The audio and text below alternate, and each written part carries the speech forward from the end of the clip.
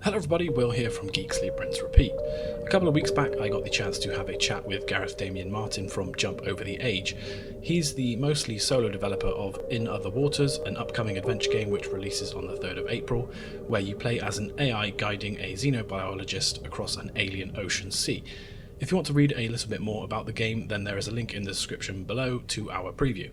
During the Skype chat we were able to talk about some of his influences for the game and how he found the whole process, mostly solo developing it all, and we also had a bit of a chat about the game itself. There is also some footage from the demos showing a few of the early stages of the game, and I hope that you guys enjoy it.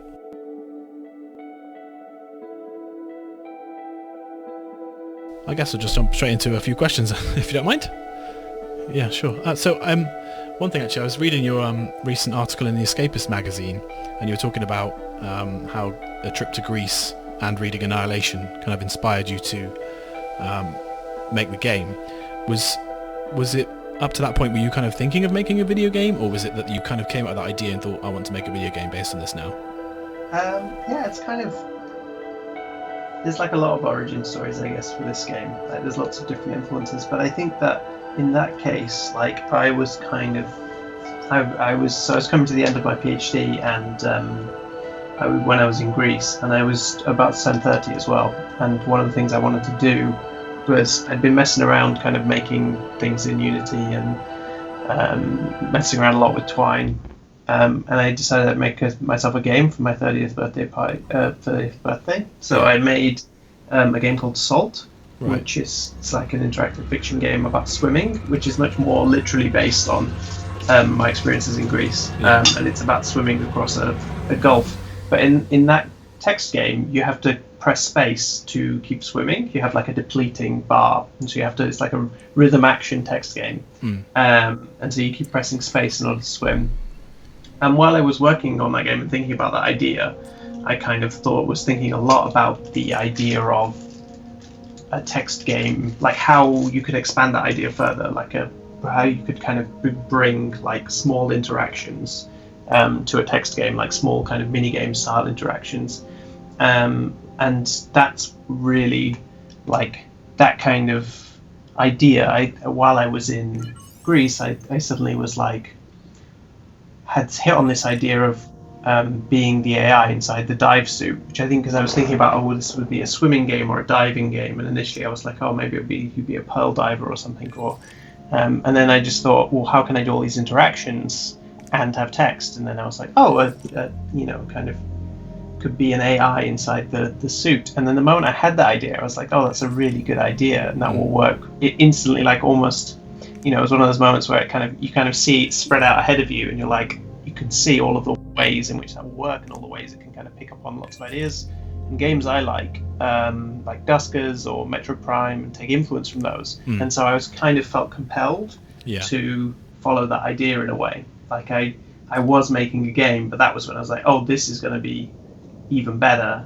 And so then in like after I got back, in November, I think it was, I sat down and tried to make it, and as a kind of test, and I made it, and I was like, this is actually really working. So yeah, it kind of followed through from there. So it did in a way like feel like the idea kind of presented itself to me in some senses. Yeah, no, I was going to say it when I played the demo, it did partially remind me of a bit of Duskers, which I played, and I was going to say, was that maybe one of your influences on it?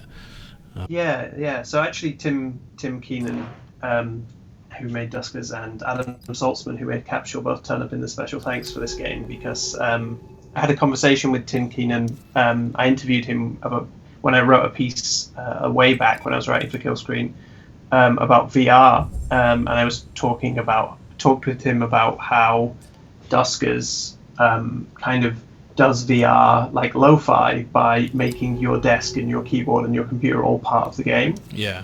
And that was a kind of idea that I think had a really good conversation with Tim when I did that interview, and it kind of just settled in my head and stuck around for a while. And then Adam Saltzman's Capsule. Have you played Adam Saltzman's Capsule? No, I haven't. No. So it's a little game he made for, I think it was Humble or someone. So it was quite quietly released a while back.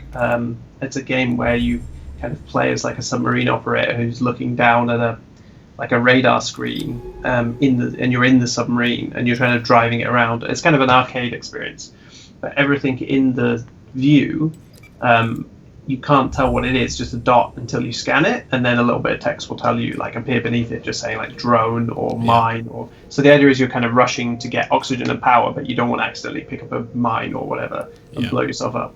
But in that, there's one of the things that's called like a thorian or something like that. It's got like a weird name, and you don't know what it is. And then when you get close to it, it like you hear it makes this incredible like whale noise. And you can kind of, if you crash into it, you kind of hear this huge scraping sound, and then like the noises of this like massive creature just kind of scrape past the side of your craft. Right. And I was like, oh, I want the game. When I was playing it, I was like, I want the game that's that moment, but for a whole game. Like, I'm not interested in kind of this thing about rushing around, avoiding torpedoes and things. I'm interested in this ability of games to make a dot. Crashing your dot into someone else's dot, be this incredible moment that feels very like meaningful and powerful and real. So a lot of the game was built out of that idea as well. So I don't know whether. So I've when I was playing, I kind of felt like Ellery was more the main character in the game rather than yourself. I was interested in why you decided to kind of go with that perspective, and whether you agree with that thought actually. She kind of is the protagonist, like traditionally. Even though you are, like, the longer the game goes on, the kind of more of a character or the more important you are to the story. I kind of only hint at that at the beginning. But yeah, I like this. I think it's something that comes to me naturally because it's part of a lot of other game ideas I have, which is that I find the way we interact in games kind of very strange sometimes and limited, and so I often find it hard to think of an idea and then be like, oh yeah, you're going to play this person, and then but you're going to play them in this weird limited way where you can't do all the things a person can. And so I quite like this idea of finding like ways in which to insert the player into a limited position that acknowledges how limited it is, or kind of acknowledges its own limits and includes them in the experience. And so I think that's why I kind of was like, well, I don't want... also because I didn't want the player to be a biologist, because being a biologist I think is quite boring. Well, not boring, but kind of like, in real life it's very interesting, but in a game it's not interesting to people. So I thought they should be the assistant to a biologist, really, in a sense. And then I think one of the big moments for me when I was working on the game early on was when I realized that this is like this open question when you play like Metro Prime, which maybe people never think about, but it's like, who is writing all of the scan entries in like Metro Prime? You're like running around this planet scanning it, and for some reason somebody already knows everything about everything here, and it's kind of waved away as like this international database of information or whatever that the bounty hunters have access to or something like this. But and Subnautica is the same. It's like you land on an alien planet and straight away it's like everything has names, and I really wanted to push against that. And so I kind of hit on this idea of like, oh yeah, let's have everything get named by Ellery and everything. And then after a while I was like, well, let's just not have any kind of weird scan text either. Like, let's just have Ellery write every bit of text in the game. So every time you look at something, every time you like when you record like information about creatures, that's all character. And I think it means that she, in a very literary way, becomes the narrator of the game as well as the protagonist. And so maybe in a sense you're the protagonist and she's the narrator. It could be one way of thinking about it. But it means that like it brings a lot of character to what could be quite an austere and cold context, I think, where you're just supposedly kind of reading data about things you can't see. So it felt really important to me to have that human element in the story and to have this relationship between you and her that builds through the story to keep it kind of interesting, really. And I could kind of already see the foundations for that relationship building just in the the 30-40 minutes that I played, and I thought like I say, it was quite interesting to see, even though you are essentially the AI, you can still have this good interaction with the character in the game. And I know that you've mentioned that there's going to be sort of tough decisions to face throughout the game. How much of an impact are they going to have on the relationship between the two of you? And does that also mean that there's going to be sort of branching storylines? So this has always been a kind of delicate thing working through the game. The game doesn't have like branching, what you would think of as branching storylines. Yeah. I think it's better to think of it. So sometimes I describe it as like reverse Firewatch. Yeah. It's like you are on the other side. But it's also kind of a lot of the ways in which you interact are quite inspired by The Last of Us, and I really love in The Last of Us early on you kind of have this like thing where you really want to speak to Ellie, and you can kind of go over there and press a button sometimes, and Joel will like say something to her, but Joel basically doesn't want to speak to Ellie, and so he'll just close her down straight away, and it'll leave this kind of slight frustration or tension between you, Joel, and Ellie, where you're kind of feeling like, oh, I really want to get to know who this person is, who's just been introduced to me, but I don't know anything about her. Yeah. But Joel is like, no, let's just get on with the job. We don't care about her. And that, I think that encourages the player to emote more with Ellie the more the game goes on, because they're wanting to form a relationship that isn't maybe available to them straight away.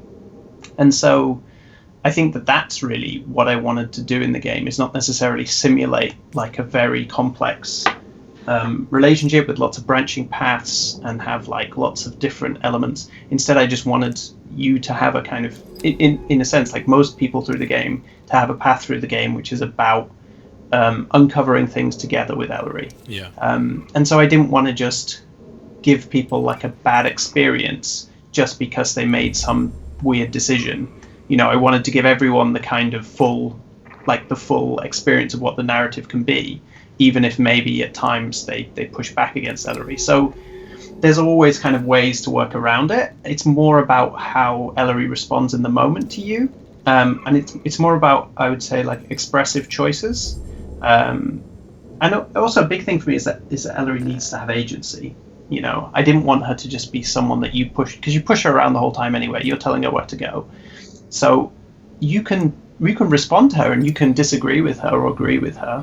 But that doesn't necessarily mean you can get her to do what you want her to do. So a lot of the big decisions and the big story moments between you and her are about maybe whether or not you agree with her, or what conflict, or her asking your opinion. But that doesn't necessarily mean that she's just a puppet that will say like, oh yeah, if you think that's a good idea, I'll do it. She will. I tried to keep her true to how I saw her as a character. So in some cases she might follow you. In other cases she might disagree with you. And it's obviously it's hard not to notice that the UI is very much the centerpiece of the game. Was that something that kind of took a long time to come up with? Yeah, I mean the very early versions of this game, like the very early visual things that I made in Photoshop as kind of targets for the game, were like a big text box and a very small kind of compass. And straight away I kind of hit on this compass idea because I was just looking into like scuba diving and how people move and how scuba diving works, and the idea of a compass and a lubber and setting a direction by degrees is like, that's how scuba diving works. So straight away I was like, okay, I want to use a compass. I want to have this feel that I want to take from reality here. But as I kind of started to make the game, I started to push more and more things into the compass, and you can kind of see through my like mock-ups of the game that the compass gets bigger and bigger and bigger, and the text box gets smaller and smaller and smaller. And then in the end, the game kind of, after a while, the game became much more like a kind of top-down game that has text appearing like supplementary to the main experience. So that kind of all iterated quite naturally, I guess. And that's my tendency coming from graphic design, is to stick to a very specific like language, like color language and shape language, and kind of have a very clear idea of what I want, of where the boundaries lie. And then just iterate within those boundaries, like keep adding little bits. And okay, if I need, if I'm not feeling that something is working here, then to add a little more, to move this around. And I always wanted to preserve a kind of slight asymmetry and kind of technicality to the interface, to not make it look too much like an iPhone app, but make it look a little bit technical, but still with the kind of pleasing minimalism, I guess, of like the contemporary design. So there's a lot of balancing those elements as well, of looking at what the real kind of interfaces look like for oil rigs and things like this, and then what the interfaces in science fiction films look like, and then what they're looking like in anime, and just it took me a while. I have a little model of a Japanese 1980s radio that is one of my favorite bits of industrial design that I kind of took quite a few ideas from. That has like the same kind of cut off corners, and it's kind of neat. It's like when it's needlessly over designed for what it is, but it has this really strong and striking kind of look even now, even though it's literally just a pocket radio. So I tried to find references that would give me that kind of striking look. Right. So it's mostly, from what I can see, it's quite a peaceful game, but is there going to be sort of dangerous situations that we're encountering? Definitely. So the early part, the reef is like the most calm, kind of placid area of the game, very relaxed. But you progress after that section into a section where you have to kind of manage your oxygen much more effectively. So it's quite, in a way, it was slightly drawing on the dark world in Metro Prime 2, that kind of feeling of moving between safe zones. But the game is, what I'm trying to do generally is like each of the environments then has its own kind of set of conditions you have to adapt to. But that's really not necessarily about creating action, and more about creating environments which the player is kind of encouraged to pay attention to without necessarily overwhelming them. I think if I opened with that environment, people would find the game very aggressive, because you have to learn how to use the UI, and there's quite a lot going on to get used to. But I think as the game progresses, I hope people will feel comfortable enough and then start to feel that the game is coming to meet them with a little bit more of a challenge. So there's definitely more danger. There's I tend to stay away generally in the game though from the idea of predators or being hunted, just because personally I think that in a game full of creatures is actually very inaccurate, and it's a thing that's an annoyance that I often find in games like Subnautica. Because in real life, if you go swimming with sharks, they won't try to kill you instantly the moment they see you, and like to the cost of their own destruction, which is how like creatures tend to behave in games. That's the mark of an enemy, someone who'll run off a cliff to kill you. And so I wanted to create an ecosystem that was much more related to how ecosystems do behave and how creatures do behave. So the creatures can cause danger for you, but they're not necessarily intentionally causing that danger or intentionally hunting you. So we got to see a bit of the lab as well in the demo. How much of a part is that going to play in the full game, and what kind of things is it going to be able to do? So the kind of hub base is it's a big part of the game for me, in terms of the texture of the game. I wanted to make a game that I always love. I'm a big fan of hub worlds. I kind of love to hang out in them, and I love a space in a game where you can kind of take your time and make some plans, and be thoughtful. So the hub is really focused around that, and also a different kind of intimacy with Ellery. So you can read her journals there. But the question is, is that kind of, are you allowed to read her journals? I mean, just because you're the AI installed in the system, is that something are you crossing a boundary? Or you can also kind of see her like wandering around as a little dot, and so there's like a little bit of separation between you and her there as well that you don't get in the rest of the game. And then as the game goes on, like it's really houses a lot of important events, and it's the place where you and Ellery both take stock. Every time you return to the base, there's a kind of time skip of a certain amount of hours while your systems kind of realign themselves with the base, and that gives Ellery chance to think and to write and to do studies, but also to kind of progress the narrative in a way. And often when you kind of wake up after coming back from a dive, Ellery will have something for you, or something to tell you, or something will have happened, or so it becomes really important. And there's a few kind of little tucked away things as well in there that only occur under certain conditions, and the levels kind of, like in a way, like each level in the base eventually finds some kind of moment or use, or slowly kind of builds outwards, apart from the obvious thing of kind of selecting your next dive, or looking where samples are to be found, or looking in the taxonomy. How did you find the whole Kickstarter process, like as a whole thing? Was it quite a stressful thing? Because I feel like it would be quite stressful. Yeah, it's incredibly stressful. I think it's the most stressful thing I've ever done in my life, especially doing it alone. Yeah. Which I found really, it's just like a way to give yourself a terrible social media relationship, because you get up every morning and you look at the slowly inclining graph, and you think, what am I going to do today? And especially towards the end, you really think, like, what am I going to do today to keep that moving?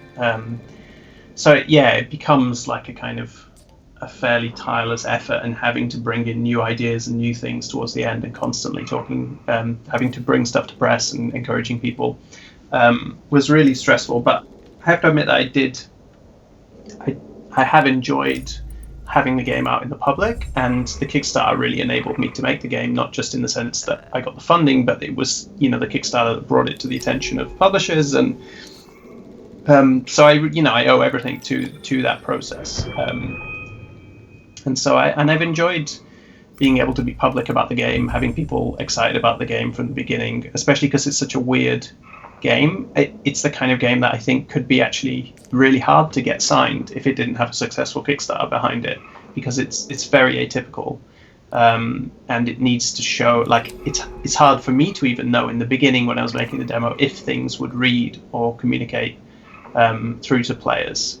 So that's been a really pleasant side of things, really, is also just finding that people are really excited about the game, even though it's like, still, even after 2 years of making it, I feel like it's a strange game with not necessarily many very obvious reference points.